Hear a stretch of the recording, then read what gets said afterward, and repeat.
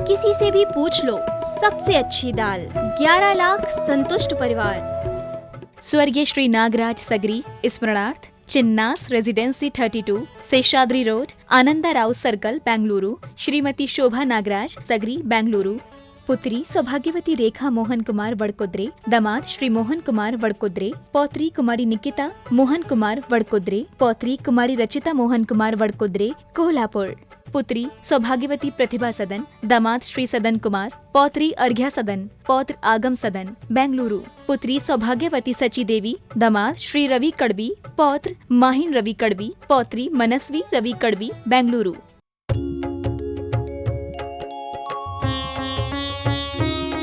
शंका समाधान।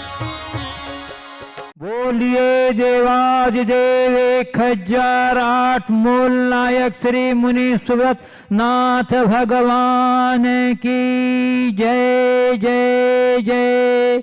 बोलिए देवाज देव 1008 श्रेयांसनाथ भगवान की जय जय जय।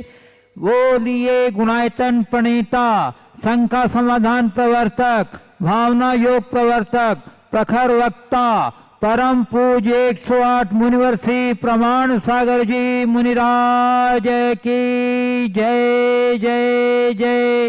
बोलिए परम पूज्य 108 मुनिवर श्री अरह सागर जी मुनिराज की जय जय जय।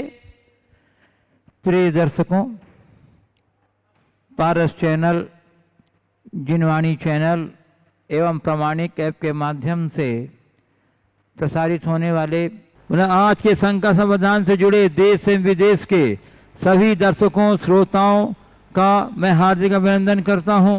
मैं आपको लिए चलूं शंका समाधान की ओर। इसके पूर्व रोज की तरह हम लोग पूज्य गुरुदेव के चरण कमलों में त्रिवार नमोस्तु निवेदित करते हुए उनके मंगल में आशीर्वाद से अपने आप को अभिषेक कर कृतार्थ करेंगे। तो चलिए हाथ जोड़िए, मस्तक झुकाइए और बोलिए मेरे साथ, नमोस्तु गुरुदेव नमोस्तु गुरुदेव नमोस्तु गुरुदेव। बोलिए मुनिवर श्री प्रमाण सागर जी महाराज की, मुनिवर श्री अरह सागर जी महाराज की। पूज्य गुरुदेव, मैं लिए चलता हूँ अपने दर्शकों को शंका समाधान की ओर। प्रथम प्रश्न नागपुर महाराष्ट्र से श्रीमती विद्युत प्रभा चौधरी कह रही हैं गुरुदेव कि 50 वर्ष शुरू के उम्र के शुक्ल पक्ष के समान है, इसके बाद 50 वर्ष कृष्ण पक्ष के समान है, पर मेरा मानना है कि 50 वर्ष की उम्र के बाद यदि अध्यात्म से जुड़ जाएं तो प्रत्येक दिन रात पूर्णिमा के समान प्रकाशित कर सकते हैं। यदि मेरी यह सोच सही है तो हम इसे कैसे इम्प्लीमेंट कर सकते हैं, कृपया मार्गदर्शन करें। देखिए, जिन्होंने भी ऐसी विवेचना की है वो उनका अपना दृष्टिकोण हो सकता है कि जीवन के 50 वर्ष शुक्ल पक्ष है और बाकी 50 वर्ष कृष्ण पक्ष। मैं अपने जीवन को वर्ष से नहीं आंकता, मैं सदैव उत्कर्ष से आंकता हूँ। जीवन का जितना भी अच्छा पक्ष है वह सब शुक्ल पक्ष है और जीवन की जितनी नकारात्मकताएं हैं वे सब कृष्ण पक्ष है। यदि कोई अपने जीवन के प्रारंभिक दौर में भी नकारात्मक दिशा में बढ़ता है तो उसका कृष्ण पक्ष ही समझना, और उम्र ढल जाने के बाद भी अपनी चेतना को जगा लेता है तो वो जीवन के स्वर्णिम अध्याय को भी लिख सकता है। वो उसके लिए शुक्ल पक्ष है, बन सकता है। वस्तुतः ये हमारे अपने अपने देखने के नज़रिए पर निर्भर करता है। यदि वर्षों के हिसाब से देखें और शारीरिक सत्व की दृष्टि से देखें तो हम ये कह सकते हैं कि जीवन का प्रारंभिक पक्ष बड़ा सुदृढ़ होता है और फिर जैसे जैसे प्रकृति की मार पड़ती है हमारा शरीर शिथिल होता है। लेकिन ये शिथिल केवल भौतिक है। जीवन की वास्तविक शिथिलता हमारी मनोदशा पर निर्भर करती है। हम किस तरीके की मानसिकता में जीते हैं, सब कुछ उस पर अवलंबित है। पूज्य गुरुदेव सिंगापुर से खुशहाली जैन कह रही है, महाराज श्री हम यंग जनरेशन को कॉलेज और दूसरे इंस्टीट्यूशंस में हमारे दोस्त अपने काम के लिए हमें यूज करते हैं और फिर काम होते ही थ्रो कर देते हैं, जिससे हमारे में डिप्रेशन आ जाता है, क्योंकि हम उनसे इमोशनली कनेक्ट हो चुके होते हैं। तो गुरुदेव, हम इस यूज एंड थ्रो के शिकार बनने से कैसे बचें? देखिए, यूज एंड थ्रो के शिकार बनने से बचने के लिए सबसे पहले तो हमें व्यक्ति की पहचान करना सीखना चाहिए। जल्दी से किसी पर भरोसा करना ठीक बात नहीं, और किसी पर जरूरत से ज्यादा भरोसा करना भी ठीक नहीं। कदाचित भरोसा करे भी तो उनसे बहुत ज्यादा भावनात्मक अटैचमेंट नहीं होना चाहिए, क्योंकि जब ऐसा होता है तो हम जरूरत से ज्यादा उम्मीदें भी पाल लेते हैं, और वो उम्मीद पाल लेने के परिणाम स्वरूप ऐसी स्थितियां बनती है। इसलिए हमें चाहिए कि हम ठीक ढंग से विचार करके ही व्यक्ति को पहचाने और पहचान करके ही काम लें, ताकि इनसे बच सकें। पूज्य गुरुदेव, जयपुर राजस्थान से श्रीमती रजनी जैन लोहाड़िया कह रही हैं, गुरुदेव मेरा प्रश्न है कि सबसे ज़्यादा 7,72,00,000 अकृत्रिम जिनालय अधोलोक में ही क्यों हैं, जबकि धर्म तो ऊर्ध्वलोक में है? मेरी शंका का समाधान। अधोलोक में भवनवासी और वेंतर देवों के विमान, इनके विमानों की संख्या 7,72,00,000 है। प्रत्येक विमान में एक एक जिनालय है। इस अपेक्षा से अधोलोक में ऐसा बता दिया गया। वो हर विमान में एक एक जिनालय है, इस अपेक्षा से ऐसा कथन है। इसका धर्माधर्म से संबंध मत जोड़िए। पूज्य गुरुदेव, राजनांद गांव छत्तीसगढ़ से श्री राजकुमार जैन कह रहे हैं, गुरुदेव कलह एवं सुलह 2 शब्द हैं। गुरुदेव, गृहस्थ जीवन में कभी कभी परिजनों एवं अन्य लोगों से गलत फहमी, वैचारिक मतभेद तथा धोखाधड़ी से कलह होती है। गुरुवर, आपसी सौहार्द की वह कौन सी सीमा रेखा है जहां आकर कलह एवं सुलह को एक दूसरे को गले लगा लेना चाहिए? थोड़ा फिर से बोलिए। जी गुरुदेव, कलह एवं सुलह ये 2 शब्द हैं। गुरुवर, गृहस्थ जीवन में कभी कभी परिजनों एवं अन्य लोगों से गलत फहमी, वैचारिक मतभेद तथा धोखाधड़ी से कलह होती है। गुरुदेव, आपसी सौहार्द की वह कौन सी सीमा रेखा है जहां आकर कलह एवं सुलह को एक दूसरे से गले लगा लेना चाहिए? कृपया मार्गदर्शन करें। आपसी सौहार्द की वह कौन सी सीमा रेखा है जहां कलह और सुलह दोनों को एक दूसरे से गले लगा लेना चाहिए? आपने पूछा है कलह के पीछे गलतफहमी, विचार भेद, और तीसरी बात क्या लिखी? कई परिजनों गलतफहमी, वैचारिक मतभेद तथा धोखाधड़ी। ये 3 कारण बिल्कुल सही गिनाए हैं, और इनके पीछे आपस में कलह होती है। सबसे पहली बात तो ये है कि हम कलह के कारणों से अपने आप को बचाएं। मतभेद हो भी तो उसे मनभेद का रूप न लेने दें, वैचारिक टकराव को कभी न आने दें।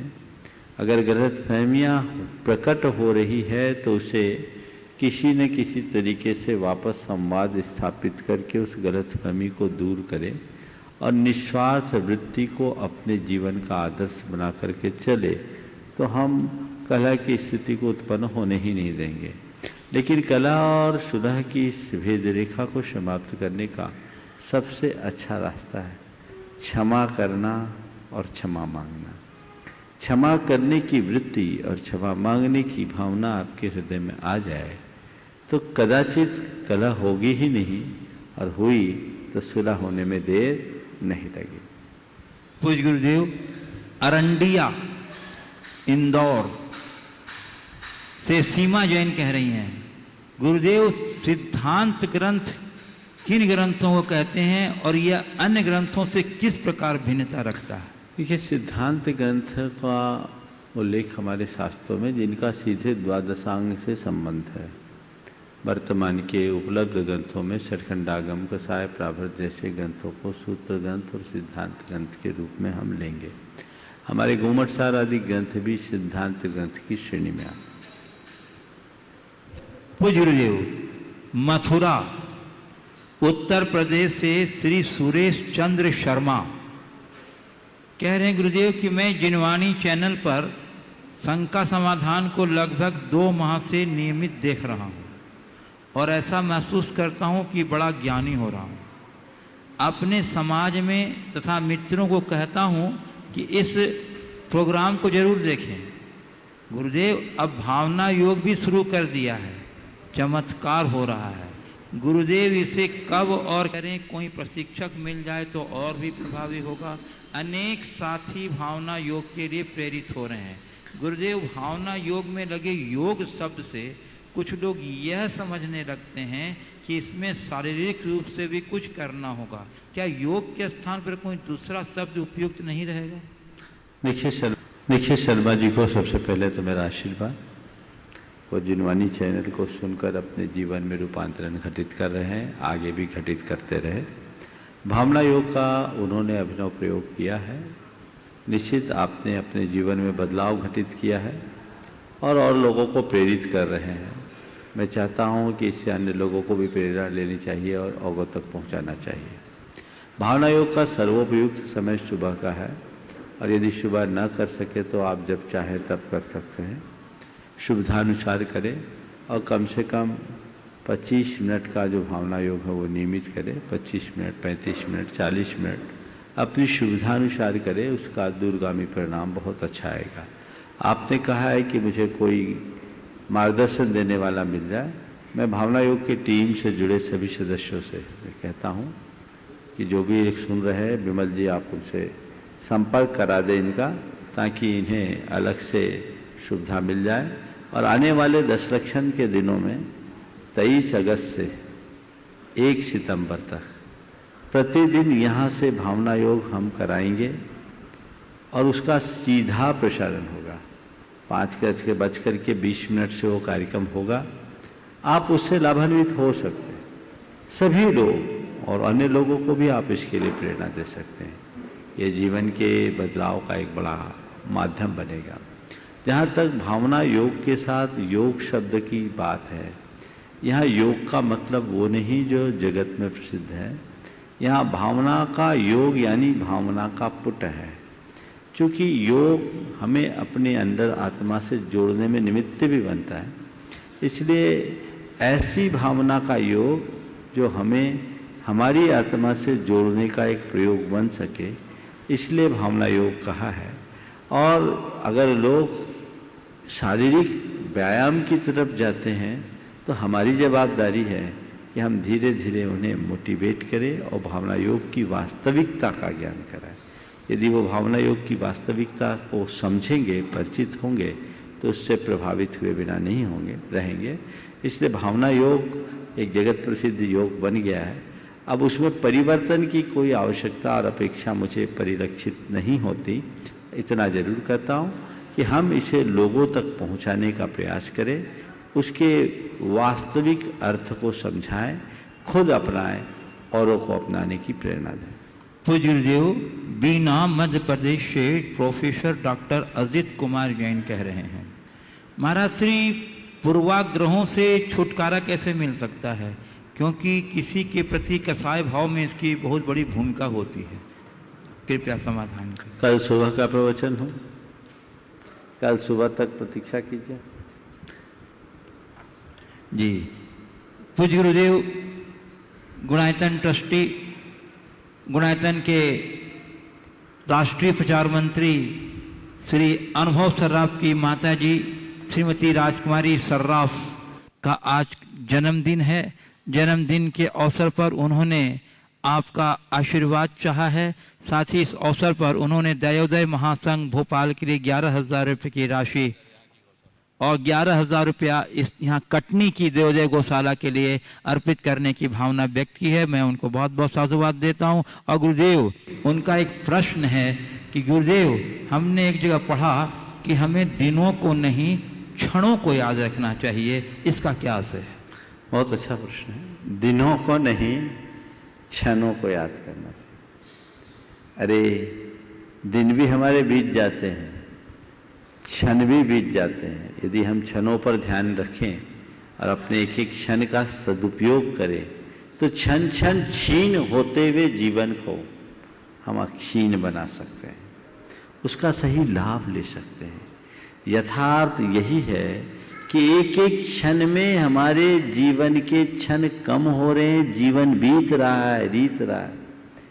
कहीं ऐसा ना हो कि इसी तरह क्षण क्षण रीतते रीतते हमारे जीवन का अंतिम क्षण भी रीत जाए। इसलिए क्षण क्षण सजग रहने की जरूरत है। भगवान महावीर ने गौतम स्वामी से कहा था, क्षणमपि मां पमाए गोयम। हे गौतम, एक क्षण का भी प्रमाद मत करो, क्योंकि एक क्षण का प्रमाद हमें अनंत भव पीछे ले जा सकता है। भगवान महावीर का ये संदेश बहुत गहरा है, काश हम इसके हाथ को समझ सकते। इसलिए दिन न गिने, क्षण को सार्थक बनाने का प्रयास करें। तो जो बाकल मध्य प्रदेश से श्री संजय मोदी कह रहे हैं, ये भी कह रहे हैं गुरुदेव आज मेरा जन्मदिन है, आपका आशीर्वाद मिल जाए तो बड़ी कृपा होगी। और कह रहे हैं महाराज जी कि मन तृप्त है तो एक बूंद भी बरसात है, और अतृप्त मन के आगे तो समंदर की भी क्या औकात है।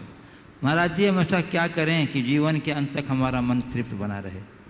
सबसे पहले तो जब जन्मदिन की लाइनें आने लगी तो मैं सभी को जितने लोगों का आज जन्मदिन है सबको आशीर्वाद दे देता हूँ, क्योंकि ये तो परंपरा चालू हो जाएगी फिर, है ना। तो सबसे पहले रोज आज महाराज जिसका जन्मदिन है आशीर्वाद दे दूँ, ये दिला दिया करो। जन्म को सार्थक करने का भाव रखें।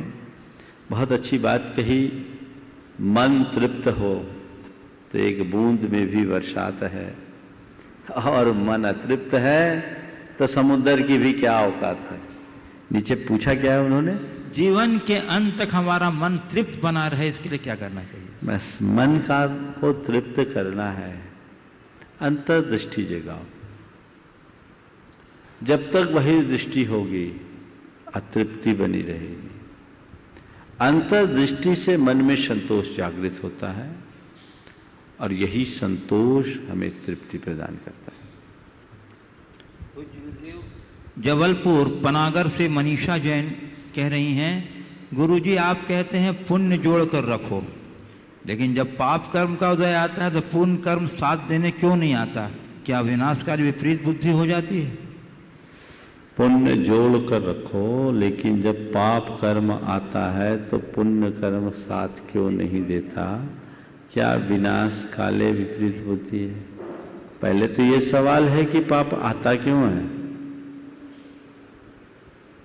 पुण्य को छोड़ा और पाप को जोड़ा तब ना पाप आया। बिना जोड़ा हुआ पाप तो आज तक किसी के साथ नहीं आया। तुम्हें जीवन भर चलते हुए पुण्य का तो ख्याल होता है, ध्यान नहीं देते, पर एक आध कोई पाप आ जाए तो सोचते पुण्य साथ नहीं दिया। हमें ये सोचना चाहिए कि ये हमारे सत्कर्म का ही प्रताप है कि जन्मांतरों में किए गए पापों का फल अल्प मिल रहा है और जीवन भर हम पुण्य भोग रहे हैं। एक गणित पर विचार करने के लिए आप सबसे कहता हूं, इस जीवन में 24 घंटे में पुण्य ज्यादा करते हो कि पाप? बोलो, 24 घंटे में पुण्य की क्रिया ज्यादा है या पाप की? उदय पुण्य का ज्यादा चलता है कि पाप का? पाप की क्रिया कर रहे हो और पुण्य को भोग रहे हो। अब पाप की क्रिया 24 घंटे करे, पुण्य की क्रिया तो घंटे, आध घंटे, 2 घंटे कर लिए, तो दिन भर में बंधने वाला पुण्य का पल्ला भारी होगा कि पाप का? जो ज्यादा करेंगे वही भारी होगा ना। जब पाप की क्रिया ज्यादा है तो पाप का पलड़ा भारी होगा या पुण्य का? बोलो, पाप का होगा ना। लेकिन फिर भी ये देखो पुण्य का प्रताप, जैसा जैसा हम आज इस जन्म में कर रहे वैसे हर जन्म में हमने किया। हर जीव की यही कहानी है। पुण्य क्वचित कदाचित करते हैं, अधिकतर पाप में रहते हैं, लेकिन फिर भी ये पुण्य का ही प्रताप है कि ज्यादातर दिन हमारे पुण्य में बीतते हैं। पाप का झोंका तो क्वचित कदाचित आता है, उसमें भी टूट जाते हो।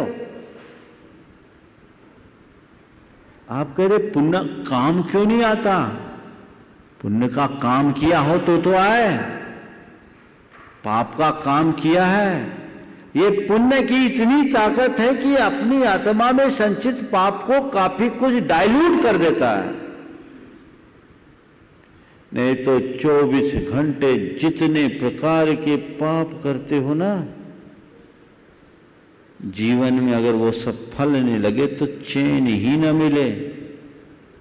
लेकिन पुण्य में ऐसी ताकत दिखती है कि एक क्षण का पुण्य अनेक क्षण के पाप को दबा देता है, ढीला कर देता है। इसलिए क्या करो, पुण्य की क्रिया की वृद्धि करो, पाप की क्रिया से बचो, और पाप का कैसा भी प्रकोप आए घबराओ मत, मन में दृढ़ता रखो और ये सोचो ये खेल खत्म हो जाएगा, अंधेरे के बाद उजाला आएगा, ये भी निपट जाएगा।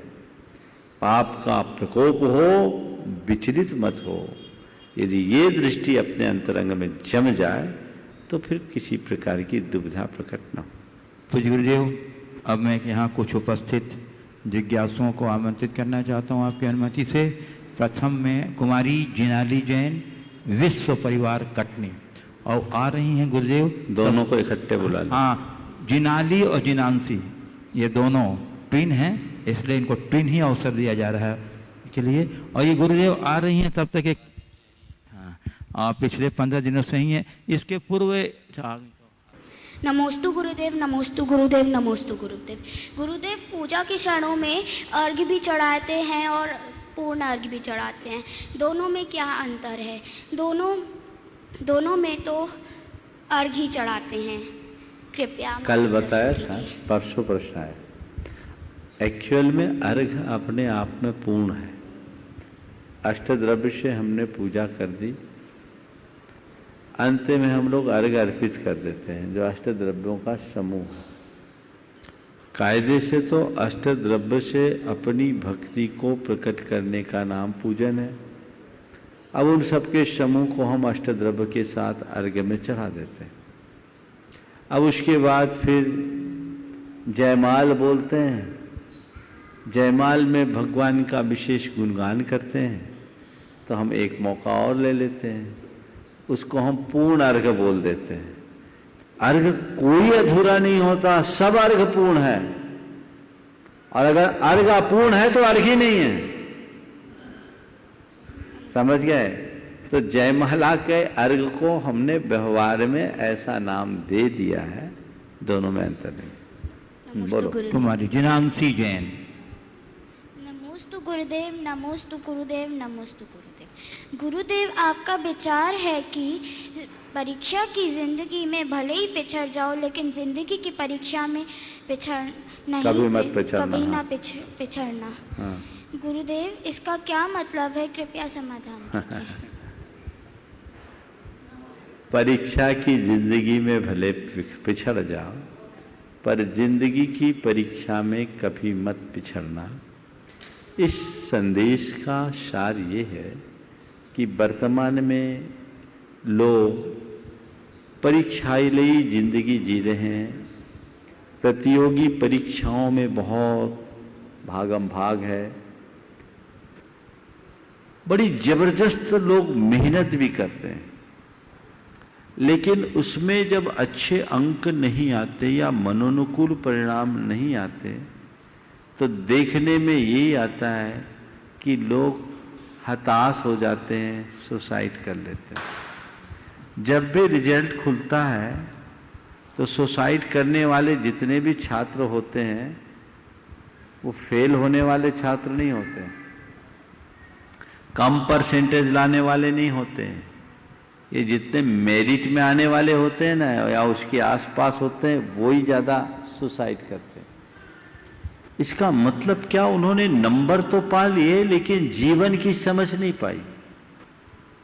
यदि उनमें जीवन की समझ होती तो थोड़े बहुत अंक कम आने से हारते नहीं। इसलिए मैं कहता हूं पढ़ाई करो ज्ञान बढ़ाने के लिए, नंबर लाने के लिए नहीं। और अक्सर ये भी देखा गया है कि पेरेंट्स बच्चों को नंबर्स के लिए बहुत ज़्यादा प्रेशराइज करते हैं। और ये जितने रैंक होल्डर है ना वो आगे चल करके फिसड्डी हो जाते हैं। जो रैंक होल्डर हैं वे आगे जाकर फिसड्डी हो जाते हैं और जो रैंक में पीछे रहते हैं वे आगे भी आ जाते हैं। अभी यूपीएससी का रिजल्ट आया, आप देखोगे इसमें रैंकर्स ज़्यादा नहीं है, पर महाराज यूपीएससी भी तो अपने आप में एक प्रतियोगिता है, प्रतियोगी परीक्षा है, ठीक है, लेकिन उसके लिए अनुभव और दक्षता भी साथ साथ चाहिए होती है। इसलिए हम नंबर के लिए पढ़ाई न करें, ज्ञान पाने के लिए, समझ को बढ़ाने के लिए पढ़ाई करें। नमोस्तु गुरुदेव। श्री सुनील कुमार जी जैन सोनू, महामंत्री श्री दिगंबर जैन सोशल ग्रुप कटनी, इन्होंने आज गुरुदेव के निरंतर आय आहार पड़गाहन के उपलक्ष्य में 51,000 रुपये की राशि देवोदय धर्म प्रभावना समिति के लिए प्रदान की है और दोनों और गौशाला संयुक्त रूप से 51,000 रुपये की राशि धर्म प्रभावना समिति और गौशाला के लिए प्रदान की है। आपको बहुत बहुत साधुवाद। अब अपनी जिज्ञासा प्रस्तुत करें, उसके बाद तैयार रहेंगे श्री सुभाष जी सिंघई, सेवानिवृत्त senior manager Punjab national bank. नमोस्तु महाराज जी, नमोस्तु। गुरुदेव, कल सौभाग्य हमारे दरवाजे तक आकर हमें निराश कर गया। निराशा से आहत हम परिवार को आपके पड़गाहन एवं निरंतराय आहार कराने का सौभाग्य मिला। आपकी इसी अनुकंपा के लिए हम कृतज्ञ हैं। आप आज का दिन हमारे लिए धन्य हो गया। गुरुदेव, हम ऐसा क्या करें कि जीवन की प्रत्येक घड़ियां धन्य हो जाएं, निराशा एवं नकारात्मकता जीवन से सदा सदा के लिए विदा हो जाए। क्या आज का सौभाग्य मेरे इस भावना की पूर्ति में सहायक होगा? ऐसा क्या करे कि मेरे जीवन की घड़ियां धन्य हो जाए, नकारात्मकता दूर हो जाए, निराशा हमेशा हमेशा के लिए समाप्त हो जाए। देखिए, क्या आज का सौभाग्य इसमें सार्थकता ला पाएगा? देखिए, आज का सौभाग्य तो निश्चित आपके लिए सौभाग्य है और हर किसी के लिए सौभाग्य होता है। ऐसा सौभाग्य जगाए रखने का भाव तो रखना चाहिए, पर ये सौभाग्य आपके जीवन की निराशा को मिटाए ये मैं नहीं कह सकता। पर कुछ संकल्प जगा लो तो जीवन का अंधकार हमेशा हमेशा के लिए मिट सकता है। अपनी सोच को अच्छा बनाए रखने का संकल्प, अपने लक्ष्य को ऊंचा बनाकर उसे पाने का संकल्प यदि मनुष्य अपने मन में जगा ले तो उसके हृदय में हताशा और निराशा कभी हावी नहीं होती। वो सतत प्रगतिशील होते हुए अपने जीवन को आगे बढ़ाता है। अपनी सोच को अच्छा बनाना है, ऊंचा लक्ष्य रखो और उसकी पूर्ति के लिए संकल्प जगाओ। हमारे अंदर ये बात आएगी और इन सब की सिद्धि के लिए नियमित भावना योग करो, जीवन में व्यापक बदलाव। श्री सुभाष सिंघई, सेवानिवृत्त बैंक मैनेजर एवं राष्ट्रीय चेयरमैन भारतीय जैन मिलन। और उसके बाद तैयार रहेंगे श्री प्रेमचंद जी जैन, प्रेमी कटनी, गुणायतन ट्रस्टी एवं धर्म प्रभावना समिति के मुख्य संयोजक।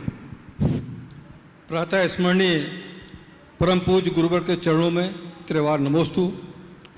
गुरुवर, आज अयोध्या में राम जन्मभूमि शिलान्यास के अवसर पर हमारे देश के माननीय प्रधानमंत्री श्री मोदी जी ने अपने उद्बोधन में हमारे तीर्थराज सम्मेद शेखर जी एवं श्रवण बेलगोला का उल्लेख किया है, जो हमारे लिए गौरव की बात है।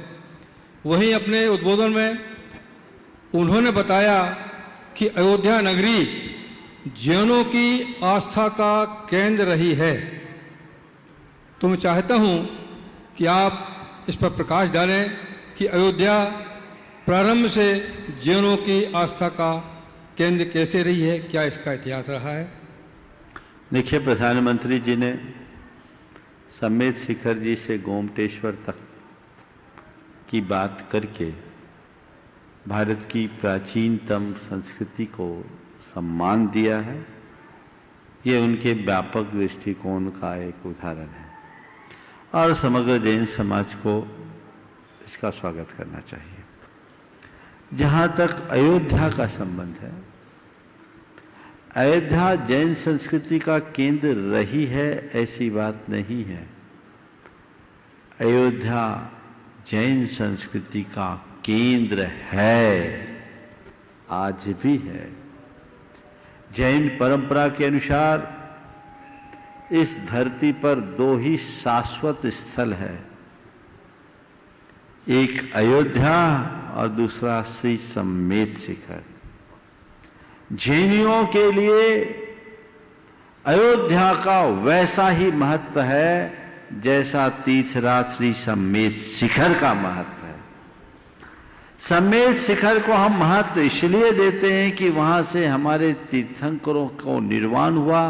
24 में से 20, ये भी काल दोष के कारण, यथार्थ तो 24 में 24 को वहां से निर्वाण होता है।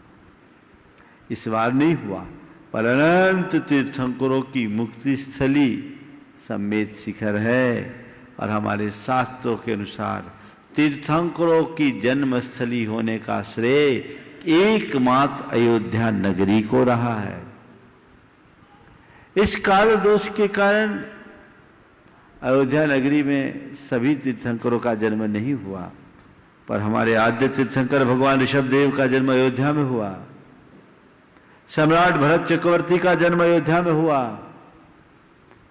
बाहुबली का जन्म भी अयोध्या में हुआ और श्री राम का जन्म भी अयोध्या में हुआ है। और भी अनेक महान पुरुषों का और कई तीर्थंकरों का जन्म अयोध्या में हुआ। तो अयोध्या हमारी तीर्थ भूमि है, शाश्वत भूमि है। इसलिए अयोध्या के गौरव को तो हम सबको ध्यान रखना ही चाहिए। तीर्थंकरों की जन्मस्थली होने के कारण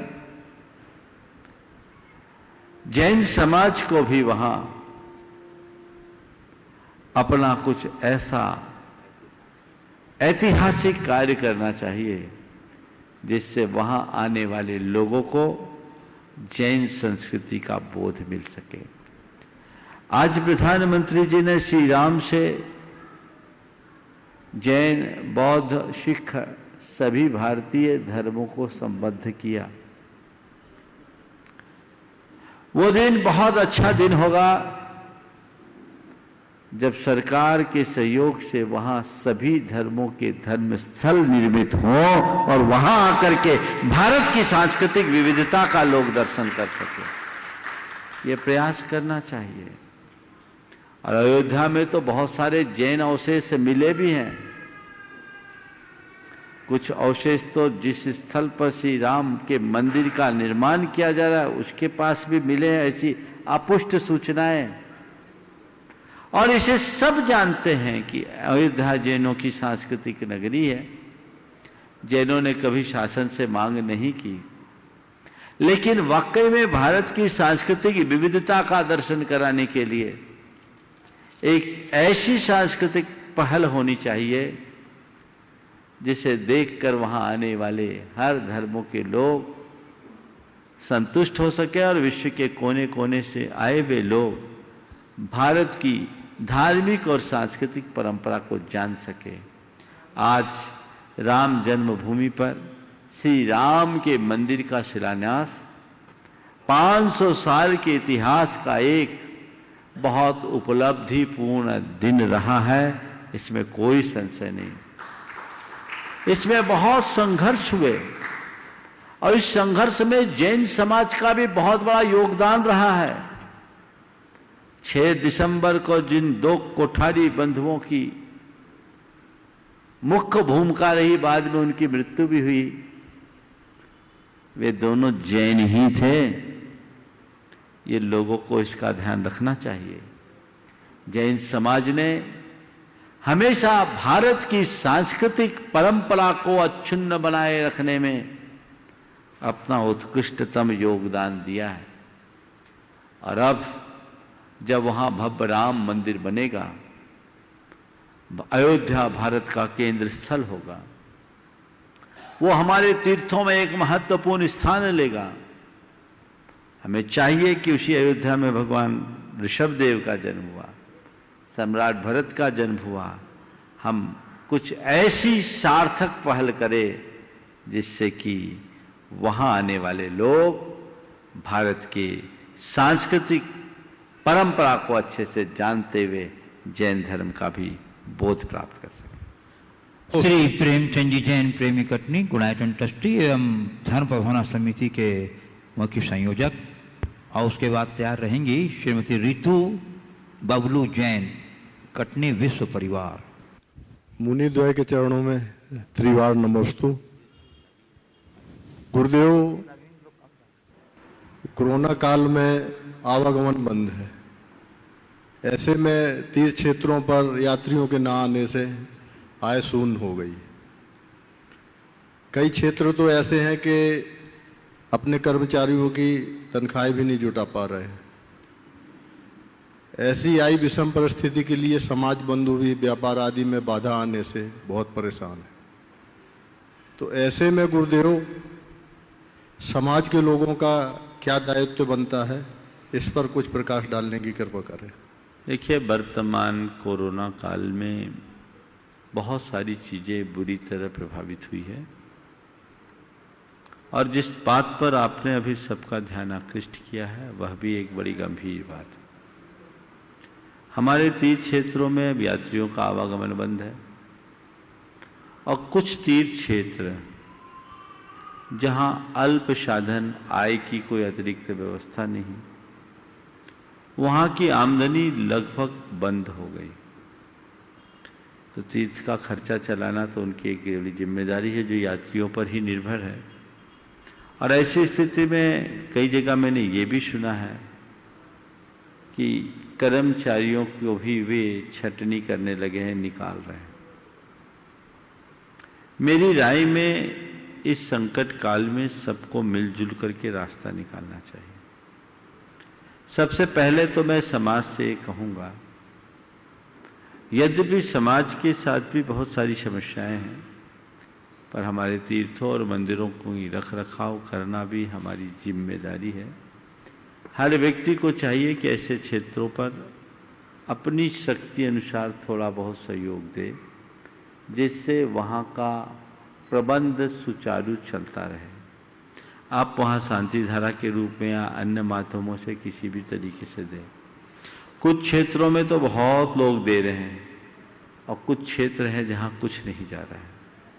इसके लिए दूसरा उपाय ये भी है कि जिन क्षेत्रों के पास पर्याप्त धन है, जिन मंदिरों में पर्याप्त बैंक बैलेंस और पैसा है, उन मंदिर कमेटियों के लोगों को चाहिए कि ऐसे आपत की घड़ी में अपने मंदिर के फंड का पैसा ऐसे कार्यों में खर्च करे। दोहरा पुण्य होगा। भगवान की पूजा रख रखाव में आपका पैसा खर्च हो रहा है, इससे बड़ी उपलब्धि नहीं होगी। आपको एक बात ध्यान रखना चाहिए, जिन लोगों के हाथ में मंदिरों का प्रबंध है उनसे मैं कहता हूँ, जो लोग आपके लिए दान देते हैं, आपके गुल्लक में पैसा देते हैं, वे आपको एफडी बनाने के लिए नहीं देते, वो आपको हुंडी पे चलाने के लिए नहीं देते, वो तो मंदिर और भगवान की सेवा पूजा के लिए देते हैं। अब भगवान चाहे आपके मंदिर के हों, चाहे वीरान पड़े मंदिर के हों, भगवान तो आपके हैं। पूजा हर जगह होनी चाहिए, सुनिश्चित होना चाहिए। तो ये पहल मंदिरों से होना चाहिए। मैं तो कहूँगा, चाहूँगा कि विभिन्न मंदिरों के लोग जो सक्षम है, ये घोषणा कर दे कि भाई हम एक मंदिर का या एक चीज का जहाँ प्रबंध नहीं हो सकता उसकी जिम्मेदारी हम लेंगे, 1 महीने की, 2 महीने की, 4 महीने की, 6 महीने की, तो ये व्यवस्था पूर्ण हो जाएगी। इसके साथ क्षेत्र के कमेटियों को, कर्मचारियों को निकालने की जगह कर्मचारियों से सौहार्दपूर्ण बात करना चाहिए, उनको बुला करके बिठाना चाहिए कि और कहना चाहिए देखो भाई, तुमसे क्षेत्र है और क्षेत्र से तुम हो, क्षेत्र तो तुम्हारा है, हम तो कहने को उसके व्यवस्थापक हैं, असली सेवा करने वाले तो तुम लोग हो। आज तक आप लोग सेवा करते रहे, अब संकट है, आपको पता है यहाँ आमदनी नहीं है, तो हम क्षेत्र में उसकी पूर्ति कैसे कर सकते हैं। लेकिन कोई बात नहीं, यदि आमदनी नहीं है, हम चाहते हैं कि इस संकट को मिल बांट कर सब सहन करें, और ऐसे समय में हम आपको पूरा वेतन नहीं दे सकते, पर इतना वेतन हम दे दें जिससे आपका खर्च चल जाए, तो वो भी उसको स्वीकार करेंगे, और जब समय अनुकूल होगा हम फिर आपको दे देंगे।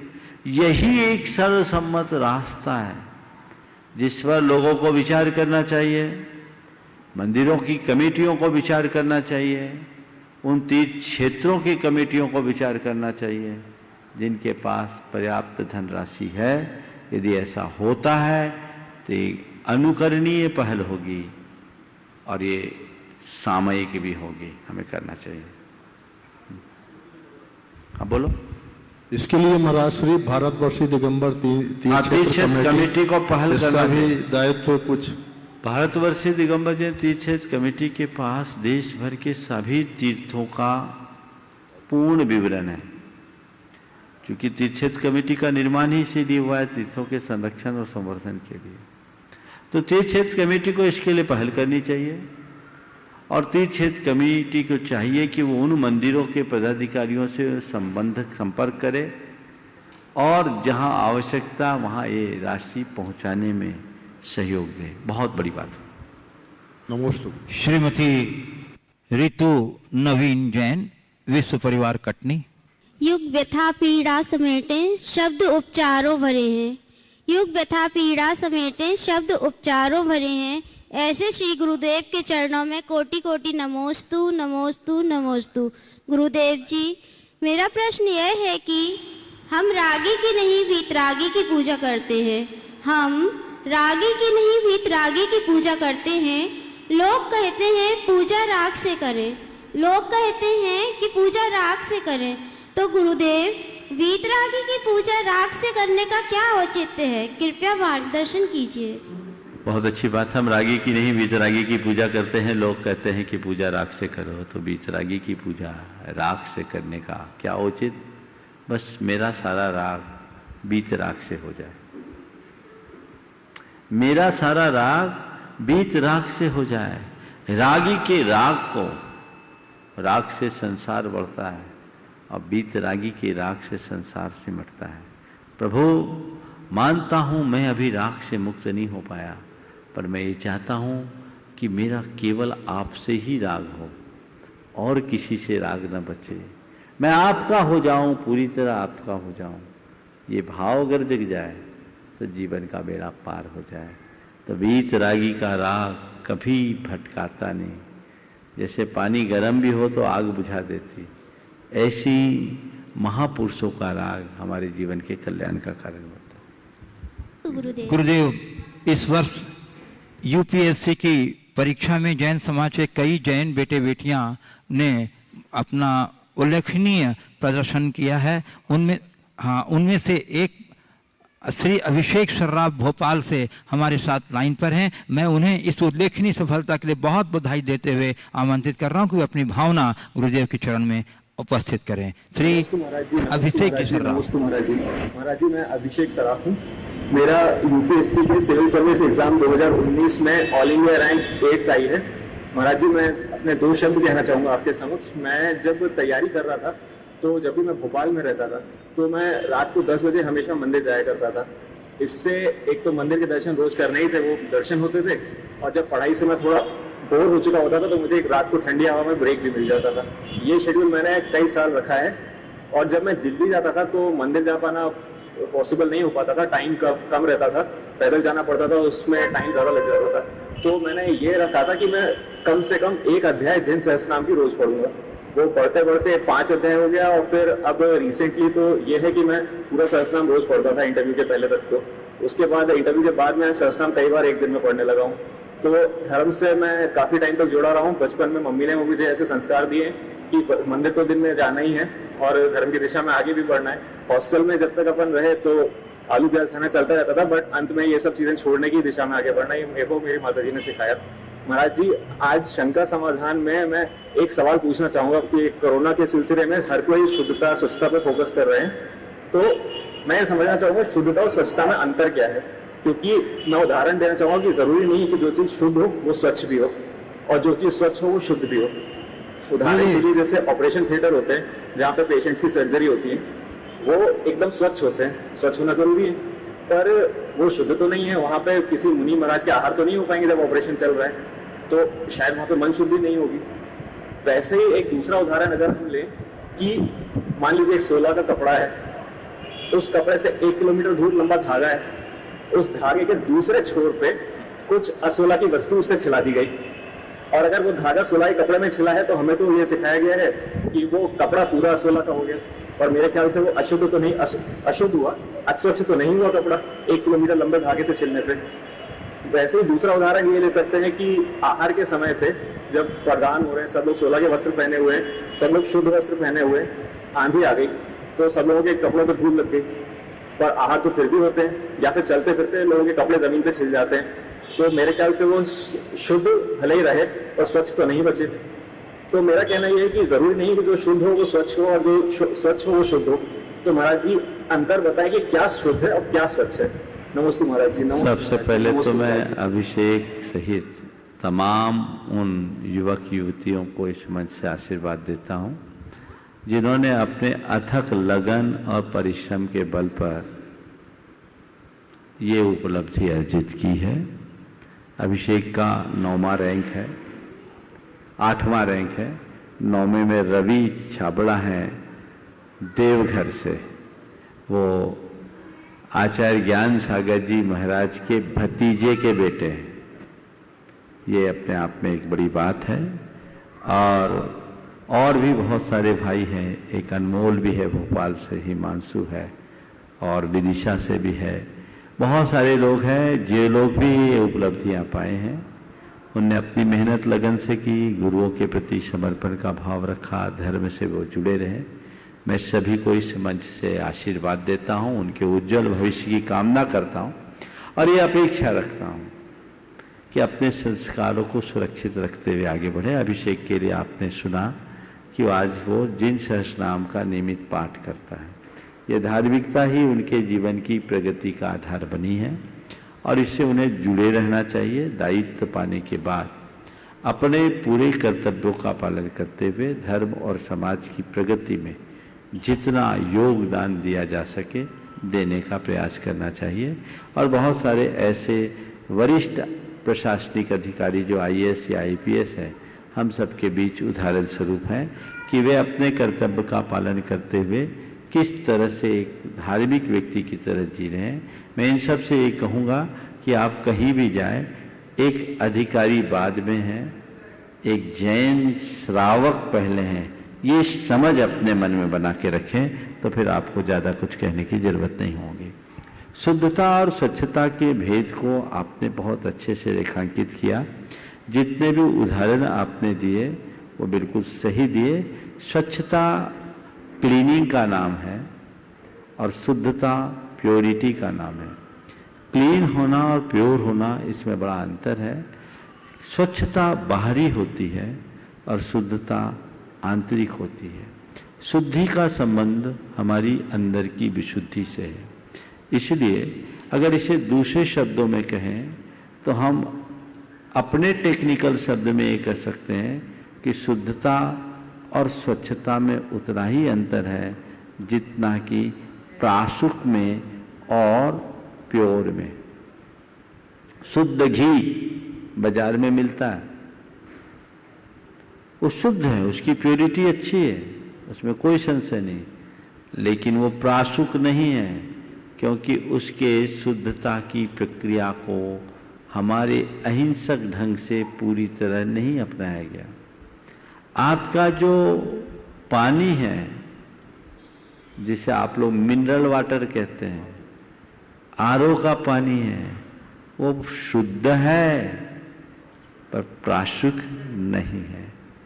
ये शुद्धता या अपने बाहरी शुद्धता में भी ये संबंध जोड़ा जा सकता है, और शुद्धि का संबंध हमारे अंतर्मन से। श्री भव्य शरावगी, नमोस्तु गुरुदेव। और इसके बाद तैयार रहेंगे श्री प्रमोद कुमारी जैन, कक्का, महामंत्री धर्म भावना समिति। बोलो। नमोस्तु गुरुदेव। कुछ लोग मानते हैं कि यदि जीवन का कोई उद्देश्य नहीं है तो जीने का कोई कारण नहीं है, जबकि अन्य सोचते हैं कि यदि जीवन का कोई उद्देश्य नहीं है तो वह व्यक्ति को अपने स्वयं के व्यक्तिगत उद्देश्य को खोजने, बनाने और पालन करने के लिए मुक्त करता है। तो गुरु जी, कौन सा अधिक वैध दृष्टिकोण है या दोनों समान रूप से मान्य हैं? फिर से एक बार दोहराओ। कुछ लोग मानते हैं कि यदि जीवन का कोई उद्देश्य नहीं है तो जीने का कोई मतलब नहीं है, परंतु कई लोग यह मानते हैं कि यदि जीवन का कोई उद्देश्य नहीं है तो वह व्यक्ति स्वतंत्र रूप से अपने व्यक्तिगत स्वरूप को ढूंढ सकता है, बना सकता है और पालन। कौन सा दृष्टिकोण सही है, कौन सा गलत है? दोनों अपनी अपनी जगह से।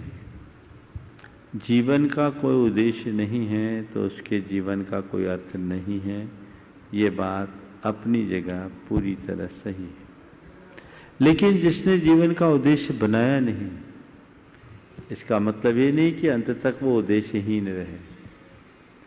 अभी उसके पास बहुत सारे अवसर हैं, और इसमें वो अपने जीवन के स्वरूप को समझते हुए जीवन को साकार करने की दिशा में अग्रसर होता है, तो उसके जीवन की उपलब्धि होगी। लेकिन अंततः वह भी तभी होगी जब वो कोई ना कोई उद्देश्य बनाए। तो हमें उद्देश्य तो बना करके ही चलना चाहिए। उद्देश्यहीन व्यक्ति का जीवन कभी सफल और सार्थक नहीं होता। नमोस्तु गुरुदेव। बंधुओं, मैं आपको पुनः स्मरण करा दूं कि इस वर्ष पर्वराज पर्युषण पर्व के पावन प्रसंग में प्रत्येक वर्ष की भांति इस वर्ष भी श्रावक संस्कार शिविर का भव्य आयोजन यहाँ संपन्न होने जा रहा है। आप इस आयोजन का घर बैठे यदि पूरा आनंद लेना चाहते हैं तो प्रमाणिक ऐप को डाउनलोड कीजिए, और उसी के साथ प्रमाणिक ऐप यूट्यूब चैनल, मुनि प्रमाण सागर यूट्यूब चैनल को सब्सक्राइब कीजिए। आपको सारी जानकारियाँ उनसे मिलेंगी। और श्रावक संस्कार शिविर के पूरा लाभ उठाना चाहते हैं तो आप अपना व्हाट्सएप नंबर यहाँ रजिस्टर्ड कराइए, ताकि आपको जितने भी यहाँ पर सामग्रियाँ हैं आपको वहाँ पर प्रमाणिक ऐप पर उपलब्ध हो सकेगा। कौन सी पूजा हो रही है, कौन सा विधान हो रहा है, कौन सा प्रतिक्रमण हो रहा है, वो सारी की सारी सामग्रियों का PDF आपको आपके व्हाट्सएप पर उपलब्ध रहेगा। इसलिए आप अवश्य अपना रजिस्ट्रेशन यहाँ कराएं, अधिक से अधिक कराएं और लोगों को जोड़ें। और उसके लिए नंबर मैं आपको दे रहा हूँ 9630804321। एक बार पुनः सुन लीजिए, 9630804321। इस नंबर पर आप अपने व्हाट्सएप को रजिस्टर्ड कराइए। आपको श्रावक संस्कार शिविर का पूरा बैठा बैठा लाभ घर मिलेगा। और बंधुओं, आज से पूज्य देव के द्वारा रत्नकरंड श्रावकाचार और उसी के साथ तत्वार्थ सूत्र ग्रंथ का स्वाध्याय प्रारंभ हो गया है, जिसका ऑनलाइन प्रसारण आप प्रमाणिक ऐप के माध्यम से घर बैठे देख करके लाभ ले सकते हैं। दोनों ही ग्रंथ हम लोगों के लिए बहुत उपयोगी हैं, और दोनों ग्रंथ की PDF फाइल भी उस प्रमाणिक ऐप पर उपलब्ध है। इसलिए आप स्वयं जुड़िए, और समय इसका है 3:15, मध्याह्न 3:15 से 4:30 बजे तक के लिए इसका समय है। आप अपनी दिनचर्या को इसी प्रकार से व्यवस्थित करते हुए इस गुरुदेव का जो हम लोगों के लिए योगदान है उसका इस लॉकडाउन की अवधि में पूरा लाभ उठाइए। बहुत सुंदर अवसर है जैन दर्शन के 2 प्रसिद्ध ग्रंथ रत्नकरंड श्रावकाचार और तत्वार्थ सूत्र समझने के लिए। और गुरुदेव, एक प्रश्न है इंदौर से महेंद्र जैन पत्रकार रख रहे हैं। गुरुदेव की दुख एक अनुभव है जो हर किसी के पास है, और आनंद एक आभास है जिसे हर कोई ढूंढने का प्रयास कर रहे हैं। महाराज जी, वह कौन सी कला है जिसमें अनुभव के आधार पर आभास की प्राप्ति कर जीवन को सार्थक किया जा सके? बहुत अच्छा सवाल है। दुख एक अनुभव है जो हर किसी के पास है, और आनंद एक आभास है जिसकी हर किसी को तलाश है। ऐसा कौन सा की प्रक्रिया है कि हम अपने अनुभव के आधार पर आभास तक पहुंच सकें? बात बिल्कुल सही है। आनंद तक वही पहुंच पाए हैं जिन्होंने अपने दुखों का सही अनुभव किया है। जब तक हम धूप से उत्तप्त नहीं होते तब तक हमारे कदम छाया की ओर आगे नहीं बढ़ते। अपने अब तक के दुखों का हम ठीक तरीके से अनुभव करें, उसकी समीक्षा करें और उस तरफ आगे बढ़ने का प्रयास करें जो हमारी दुख परिमुक्त अवस्था को प्रकट करती है। यदि ऐसा हम करेंगे तो इस दुख के अनुभव से ऊपर उठकर आनंद के आभास से अपने आप को भर सकते हैं। उसके लिए चाहिए ज्ञान। ज़्यादातर लोग दुख होने के बाद भी समझ नहीं पा रहे हैं, कांटों पर पैर रखे हैं, आंखों में आंसू है, रास्ता बदलने को तैयार नहीं। उन्हें इस बात का आभास ही नहीं कि मेरे पैरों के तल में कांटे हैं। कांटे को हटाएं तभी हम अपने जीवन को सफल बना पाएंगे, अन्यथा और कोई दूसरा रास्ता नहीं है। हम अपने जीवन को सुखी, सफल और समृद्ध बनाएं। इस पुनीत भाव के साथ मैं यहीं पर विराम ले रहा हूँ। बोलिए परम पूज्य आचार्य गुरुवर श्री विद्यासागर जी महाराज। बोलिए परम पूज्य 100 यूनिवर्सिटी प्रमाण सागर जी महाराज की, परम पूज्य मुझे अरहत सागर जी महाराज की।